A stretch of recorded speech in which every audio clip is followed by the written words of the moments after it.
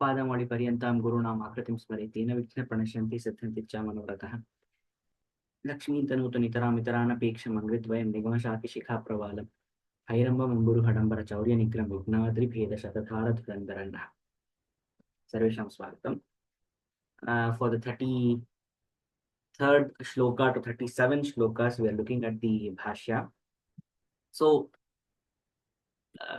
we have seen the shlokas and not much about them draws our attention, except that the nature of opinions expressed this time is more to do with how Hari Diksha can eliminate the papas that we have committed, sins that we have committed. So keeping that in mind, the start of the first is from Rishi Atri or Atreya here. It is yo yan ichet naraha kaman nariva varavarnini.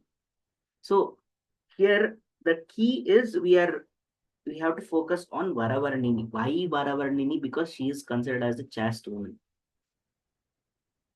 So then, who are we talking about? We are talking about one. There is no distinguishing factor between chaste and an unchaste woman when it comes to that puja.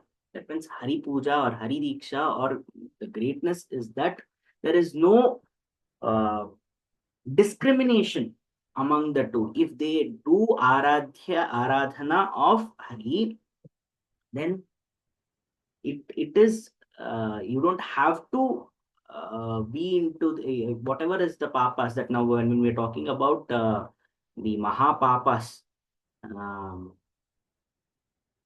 that can be committed by or considered, if we can say, uh, as per our texts and all that, it is an unchaste woman. So in that sense, what happens is, even if that woman prays to Hari, then she will also attain her ichhas. That is what has been said over. So the Hari Diksha or Hari Nama has the power to absolve one of the highest of the sins. And there are many kinds of Mahapapas. Five are considered as Mahapapas basically. That is Brahma Hatya, Surapanam, Guru Talpaga, that is not go into that. Guru Talpaga, then Go Hatya, then Swavarna Sri Sangha. These are different kinds. There are five different kinds of Mahapapas that the ancient texts mention.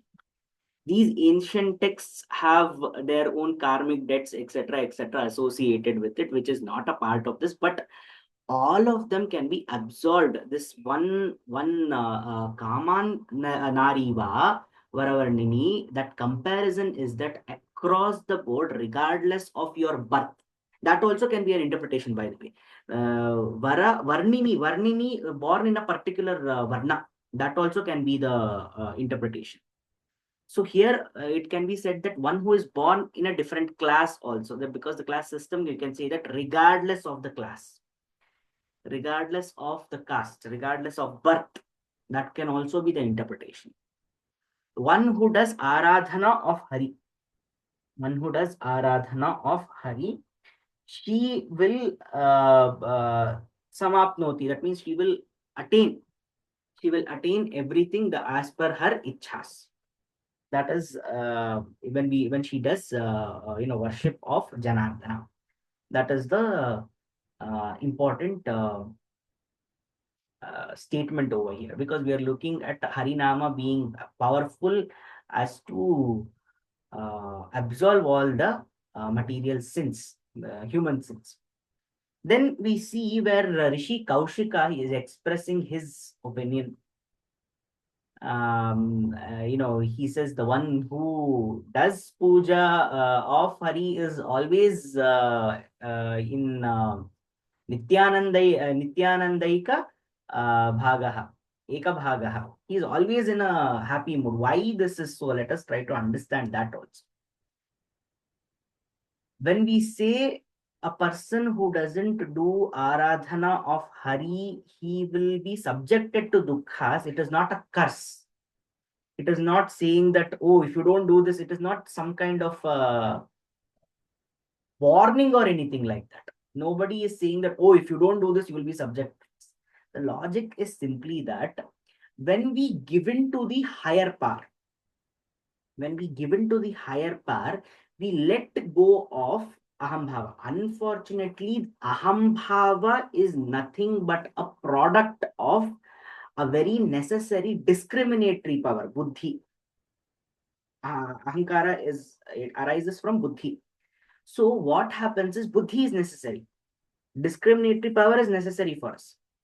But this byproduct, which is the ahambhava, it tends to bring about a quality within us where we forget that we are not in control of all the factors.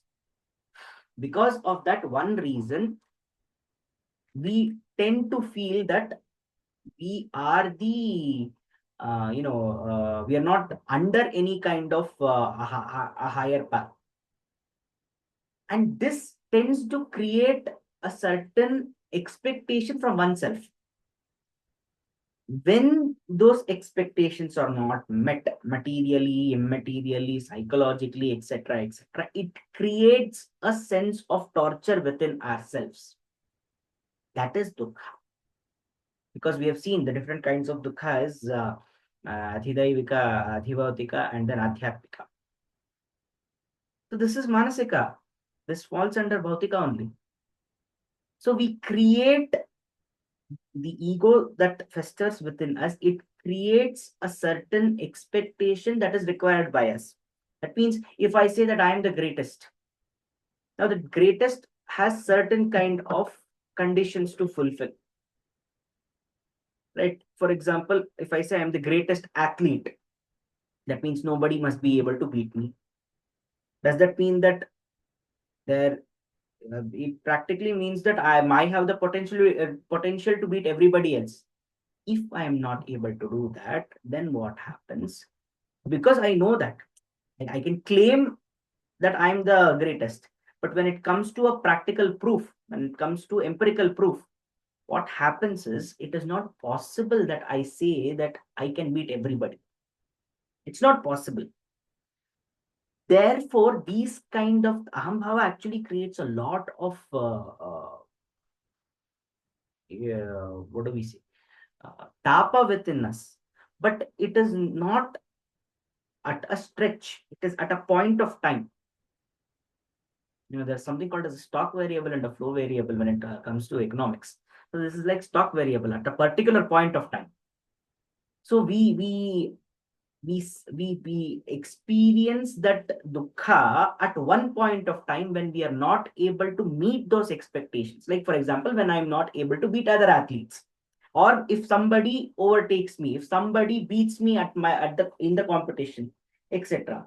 So then what happens is we we subject ourselves, we subject our mind to dukkha.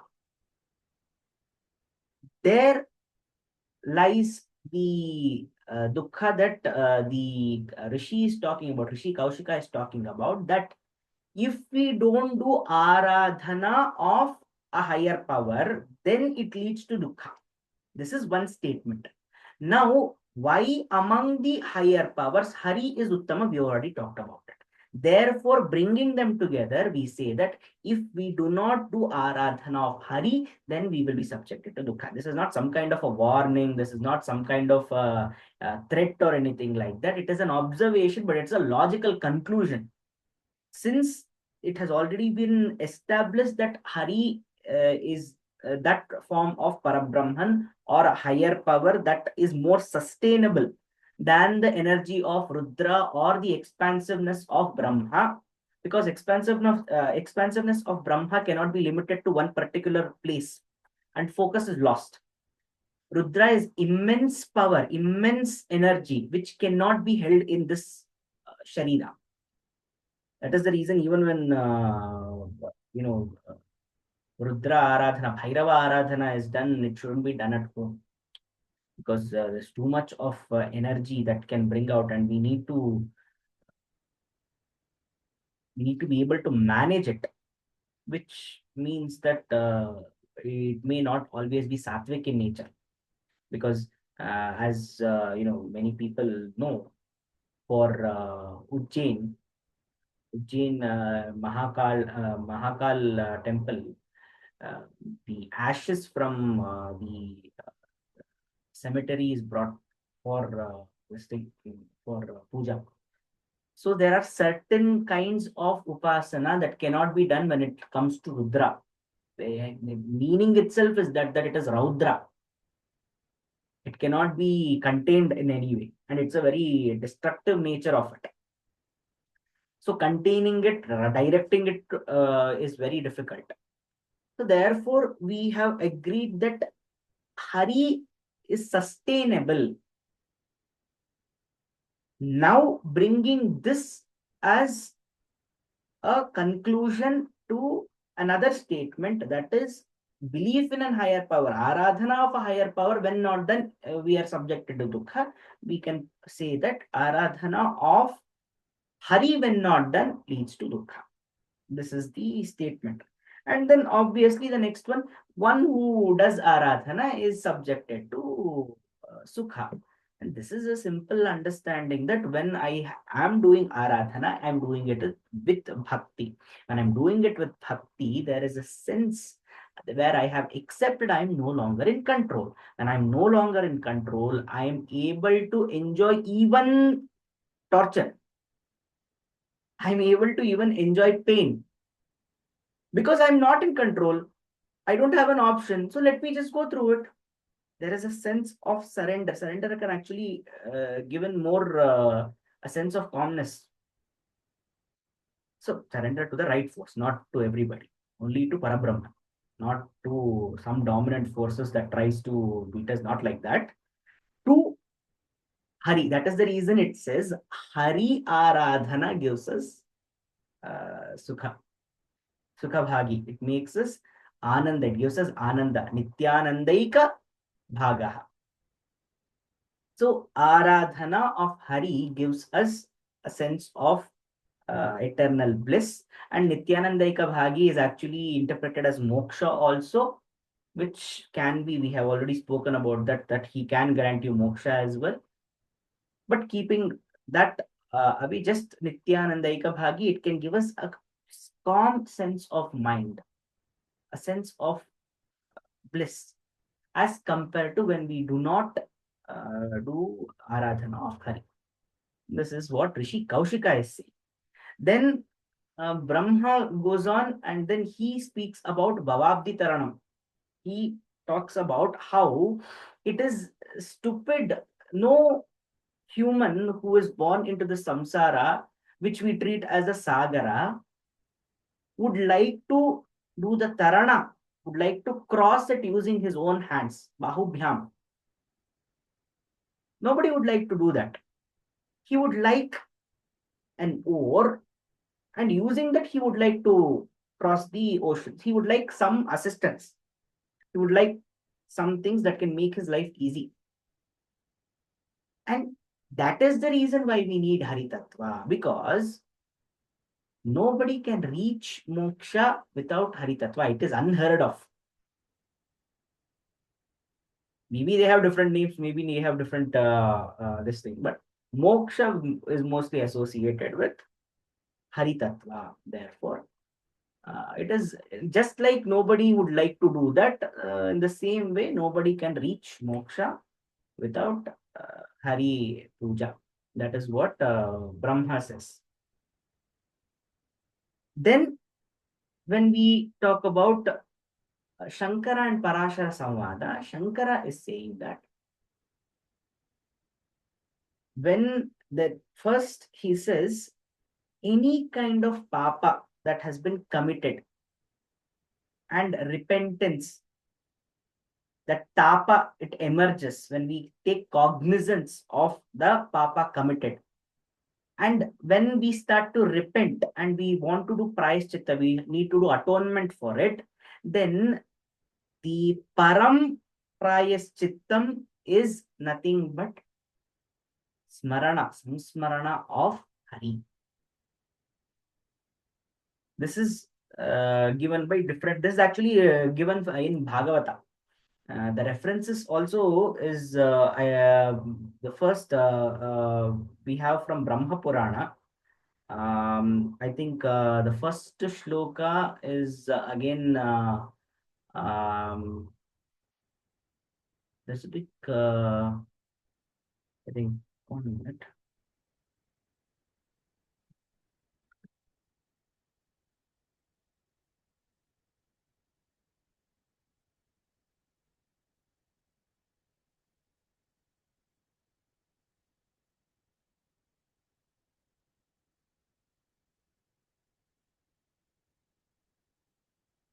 The first shloka was, I think, from Atreya, and there is a mention.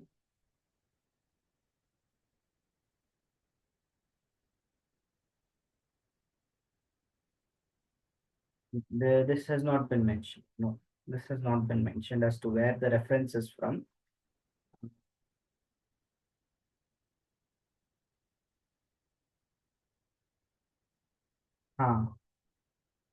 Shankara, this is from Brahma Purana. What Shankara is giving to Parashara, Rishi Parashara, that is from Brahma Purana. And that part of Brahma Purana is Prayaschittanya Sheshani Tapah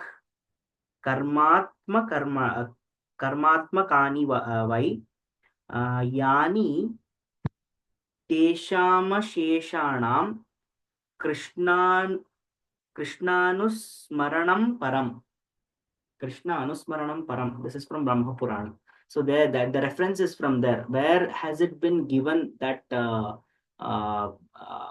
Krishna Samsmarana of Hari Narayana is the Param Prayaschittam is from Bhagavata, from Brahma Purana. And there is a mention of Bhagavata also, where again ha karmana karma निर्हारो न ह्यात्यन्तिक इष्यते अविदधिक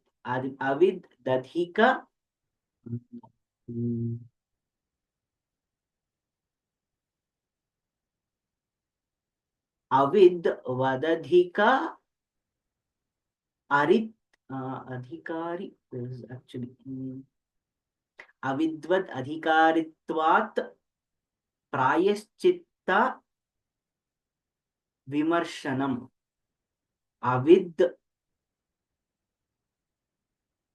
अविद्वत् अधिकारित्वात् प्रायश्चित्त विमर्शनम. So कर्मणा कर्म निर्हारो न ह्यात्यन्तिक इष्यते अविद्वद् अधिकारित्वात् प्रायश्चित्त vimarshanam. This is from Bhagavata. This is from Bhagavata. So the mention of Hari Tattva, Hari name as Param Prayaschitta is from these two texts. And mention of it is also from drawn from there. So it is mentioned by Narayana, no, so it is mentioned by Shankara, it is given by Shankara to Parashara in the Samvada. And the last, that is the 37th shloka mentions where Shankara extends that, elaborates on it. He says, you just think in this way, where that Hari Tattva has so much of Shakti that it can atone, it can absolve you from so much of sins that you can't even make, that even the worst of the sinners can make. That is the power of the uh, Hari Nama. That is what Shankara said. So all this is pretty straightforward, where we are all of them are highlighting the Shakti, that Papa Vimochana Shakti of Hari Tattva, Hari Nama. So that is the Bhashya. Astu. स्वस्ति प्रजाभ्यः प्रतिपालयन्तां न्यायेन मार्गेण मही महिषा गोब्राह्मणेभ्यो शुभमस्तु नित्यं लोकाः समस्ताः सुखिनो भवन्तु कायेन वाचा मनसेन्द्रियैर्वा बुद्ध्यात्मना वा प्रकृते स्वभावात् करोमि यद्यत् सकलं परस्मै नारायणायेति समर्पयामि।